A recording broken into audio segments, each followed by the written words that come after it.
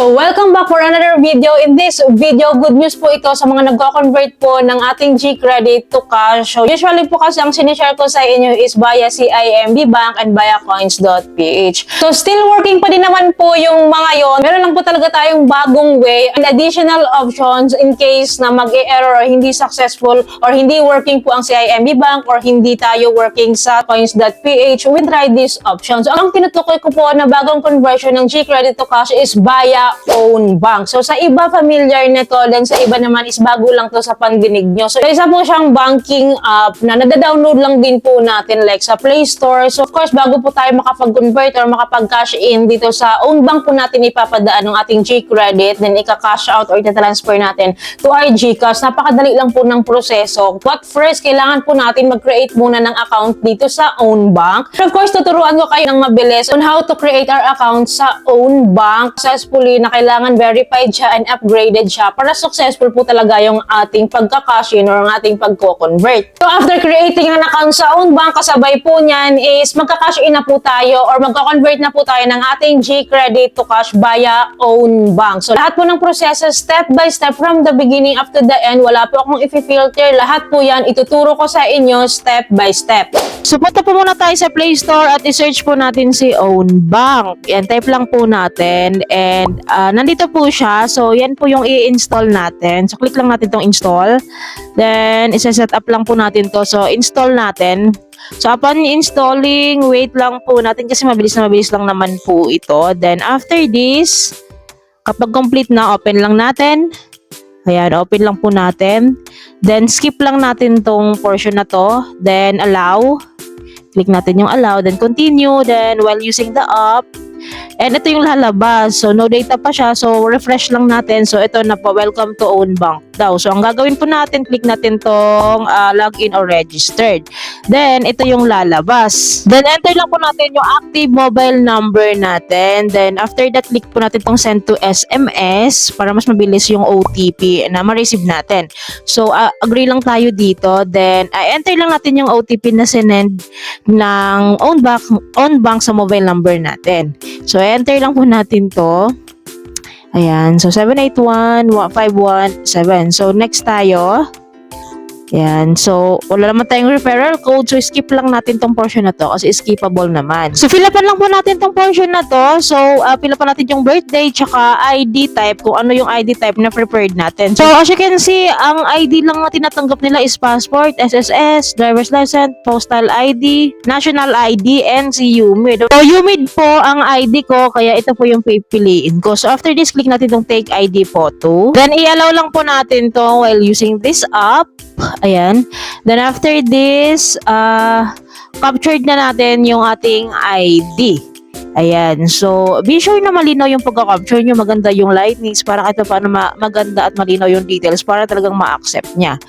So, kapag malago po, pwede niya po tayong mag-retake naman eh. So, nakalagay ito prompt, unable to identify daw. So, ulitin lang po natin hanggang sa ma-identify na yung ID na to. So, ayan. Ayan. Ayusin lang natin yung pagka-capture. Then, after this po, so dito na po yung next step. So, ID info. So, hindi siya katulad ng ibang app na, yung parang automatically na-detect nila yung info ng ID. So, ito, ipi-fill up mo yung details ng ID mo.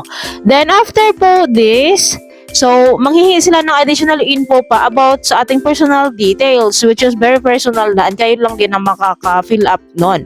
So, after naman this, sa baba, makikita natin yung financial info. So, dyan sa financial info po, so meron yung mga nature of work, business income, kung ano yung status mo, yun lang naman yung hinihingi nila. Then, after po nito, then after filling out this financial information, click natin tong next. Ayan. So, start the face recognition. So, facial na tayo, recognition na. Ito, blink lang po tayo. Open the mouth. Ganyan lang po. So, yan. So, next tayo. Wait lang natin tong process na to.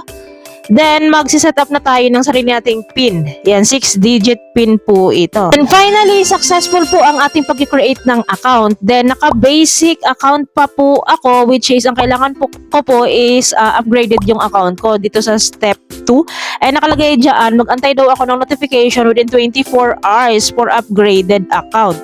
So, ayan, binalik ko lang po dito sa dashboard and aantayin po natin kung ma-upgrade po ako today. Then, after 5 minutes po is nakareceive po ako ng notification na upgraded na nga daw po ang aking account. So, ito po siya. So, mabilis na mabilis lang naman po pala.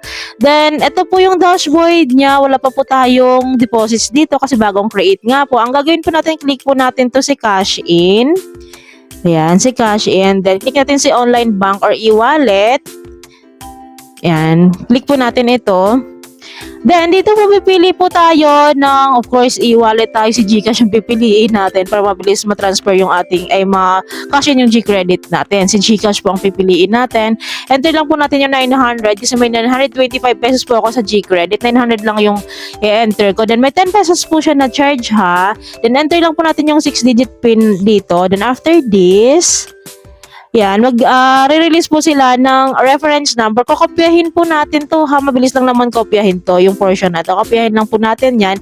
Tapos, punta po tayo sa G-credit ko. So, meron po akong available credit limit na 925. Kaya pasok na pasok po yung amount ko. So, punta tayo sa GCash wallet. Then, meron akong balance na 1226. So, i-click po natin si bills. So, under po ng bills, pipiliin po natin si payment solutions. Then, click po natin si Payment Solutions. Then, dito po, type po natin sa search biller, enter lang po natin si Dragon Pay.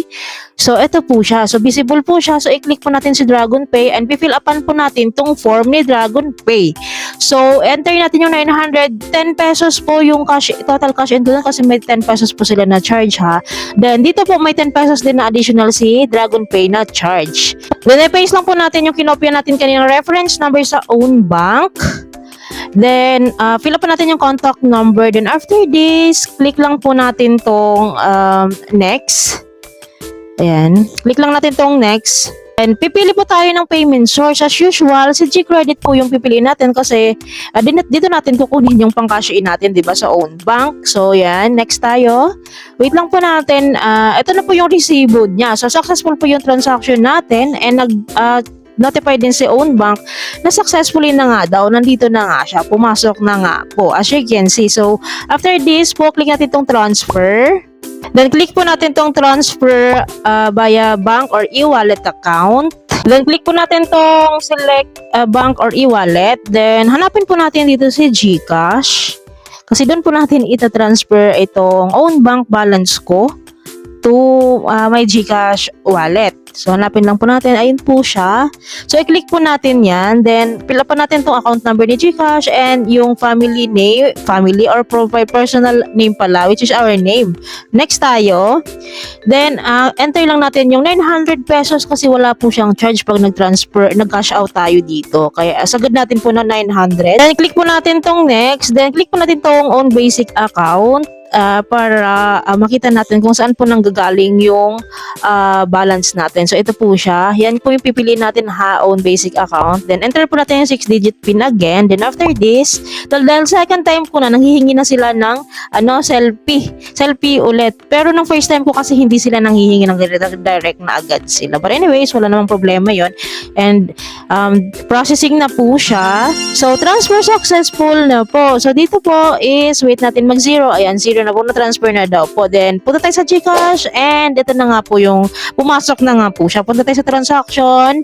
Ayan po, may transaction po ako 900 pesos na cash in from own bank. So, ganun lang po talaga siya kasimple. Kung nakikita niyo yung flow, yung process, napakabilis, napakasmooth. Mukha lang siyang mahaba kasi nga, in-explain ko further sa inyo. But kung kayo na ang gagawa, is napakabilis na lang po talaga. Maganda po dito is 10 pesos lang yung charge ni own bank. Pag nagka-cash out po tayo dito, is wala siyang fee. So, very convenient than coins.ph ha. So, this is better than coins.ph kasi minimal charges lang. And ang bilis lang po ng proseso, walang masyadong chichibureche, diba? Pakipalo po yung mga step by step na ginawa ko para hindi po kayo maligawaya. Kapag nagtatanong kayo, hindi ko kayo masasagot kasi yung process nyo is hindi ko na process. May sarili kayong process. Kaya pakisundan po yung video para successful po yung inyong pagkakasya and pagko-convert nyo dito. Siyempre, do it on your own risk. As you can see, working po siya sa akin. I hope working din po sa inyo. So, again po, wag po kayo kayong basta-bastang mag-cash in dito na hindi po verified and upgraded po yung account nyo tulad po kanina. Kasi kapag naka-basic account lang kayo at hindi nyo inantay na ma-verify yung account nyo, is possible po mag-fail yung transaction nyo dito. So, yun lamang po. I hope ay natutunan kayo sa video ito. I hope nakatulong tong video sa inyo. Kung nagustuhan nyo yung video, please don't forget to like, share, and subscribe, and click yung bell button para updated kayo sa mga bago ko pa pong mga videos like this. Thank you for watching this video. Bye!